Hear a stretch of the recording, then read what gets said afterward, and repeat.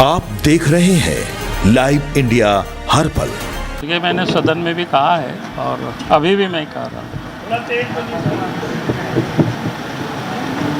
अगर आदिवासी अपनी खेती की ज़मीन को बचाने के लिए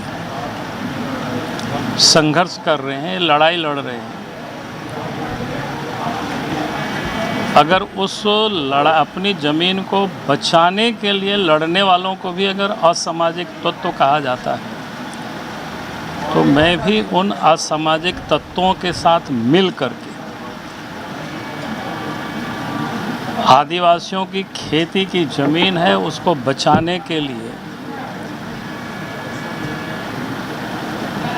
हम उन गरीब आदिवासियों के साथ रहेंगे, चाहे लड़ाई कितनों भी संगीन क्यों ना हो। और क्योंकि राज्य का निर्माण ही हुआ था यहाँ के लोगों की ज़मीन को बचाने के लिए, और हम तो बार बार कहते हैं अगर झारखंड की धरती को देखेंगे, यहाँ पर अंग्रेज़ों के समय में भी जो स्वतंत्रता सेनानी थे, चाहे तिलका मांझी हो, सिदो कान्हू हो, चांद भैरव हो, फूलो जानो हो, भगवान बिरसा मुंडा हो, पोटो हो, नीलंबर पीतम्बर हो, जतरा भगत हो, तेलंगा खड़िया हो, अगर सबकी अतीत को देखेंगे वो लोग ज़मीन के लिए लड़ाई लड़े थे, ज़मीन को बचाने के लिए लड़ाई लड़े थे। उस समय जोर ज़बरदस्ती अंग्रेज के ज़मींदार महाजन वो ज़मीन लोगों को छीन रहे थे, उसके लिए लोग लड़ाई लड़ रहे थे। स्वतंत्र भारत में जब बिहार अलग हुआ था तो बिहार सरकार ने यहाँ की खेती की ज़मीनों को जोर ज़बरदस्ती एक्वायर किया, उस पर बड़े बड़े कारखाना बने, खदानें खुले, डैम भी बने। लेकिन झारखंड बनने के बाद भी अगर झारखंड के आदिवासी अपना खेती की ज़मीन से लोगों को उजाड़ा जाएगा, सरकार उजाड़ेगी, तो स्वाभाविक है कि वो लोग लड़ाई लड़ेंगे। कोई आदिवासी ना उद्योग के विरोधी है, ना हॉस्पिटल के विरोधी है। उद्योग धंधे या अस्पताल उन बंजर भूमि में लगाया जा सकता है जहाँ पर खेती बाड़ी नहीं होता है। आप सबको पता है, आदमी बीमार होता है तो इलाज के लिए दिल्ली भी जाते हैं, इलाज के लिए बिलौर भी जाते हैं, इलाज के लिए हैदराबाद भी जाते हैं।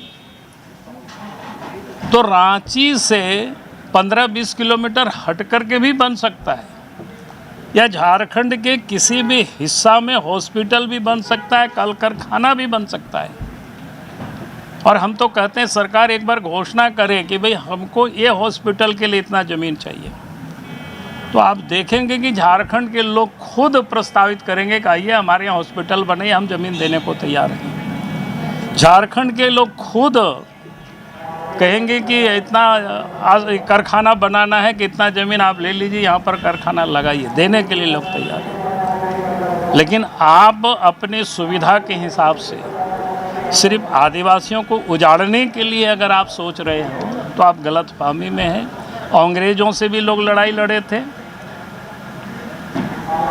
और बिहार के समय में भी लोग लड़ाई लड़े थे, और झारखंड बनने के बाद भी अगर आप लोगों को ज़मीन से उजाड़ेंगे तो लोग लड़ाई लड़ेंगे, सड़कों पर आ करके लोग लड़ाई लड़ेंगे। और उसके साथ हमारी पार्टी भी रहेगी, बाबूलाल मारंडी भी रहेंगे। Sir ED versus Ranchi police मामले में हाईकोर्ट ने बड़ा फैसला दिया है। हाईकोर्ट ने पूरे मामले की जांच सीबीआई से कराने को कहा है। मैं कह सकता हूँ बिल्कुल इसकी फैसला की स्वागत होनी चाहिए, जो कि आप सबको ध्यान में है ही किस प्रकार से ईडी के दफ्तर में सवेरे सवेरे पुलिस जा कर के घेरा था। भाई क्या है, आतंक पैदा करना चाह रहे भाई? तो जांच ही हो रही है, जांच हो रही है जिसमें से कौन संतोष करके व्यक्ति थे, पैसा कैसे इन्होंने निकासी किया है, वो बिल्कुल ओपन तथ्य है। और हमको तो ये भी आश्चर्य है कहीं ऐसा ना हो कि उसको सीबीआई की जांच से बचने के लिए फिर सरकार ना सुप्रीम कोर्ट चला जाए। इनके लिए कोई बहुत बड़ी बातें नहीं है, क्योंकि अपराधियों को ही बचाते हैं। और इसीलिए मैं कहूँगा हाई कोर्ट ने जो निर्णय लिया है अच्छा निर्णय लिया, और सीबीआई से जांच होगी तो कौन कौन अफसर और किन के साह पर ईडी के दफ्तरों ने पुलिस जा कर के वहाँ घेराबंदी किए थे, तो ये सारी चीज़ों की पता चल जाएगी। और ये होना भी चाहिए, क्योंकि यहाँ बेलगाम हो चुकी है प्रशासन, बेलगाम हो चुका है पुलिस प्रशासन, उसके ऊपर कार्रवाई होनी चाहिए। अब घूमे यार, क्या दिक्कत है इस समय?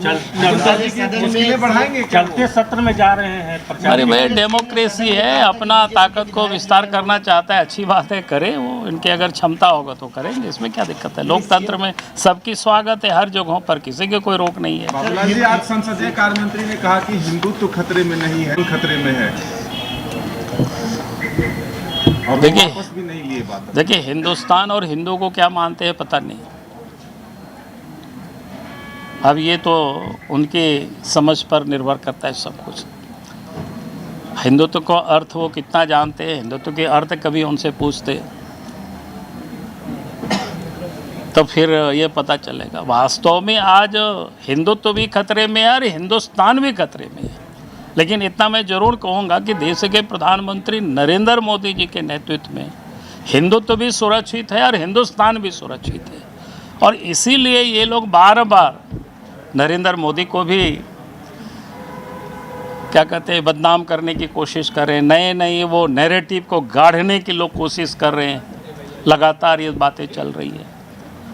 हालांकि जनता के गले वो नहीं उतर रहा है, जनता साथ नहीं दे रहा है इन लोगों को, बेचारा इससे लोग परेशान हैं।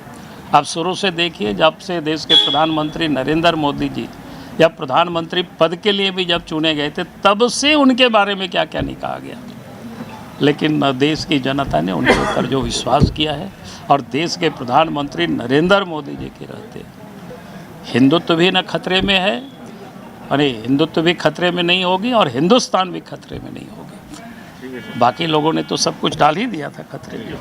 Thank you.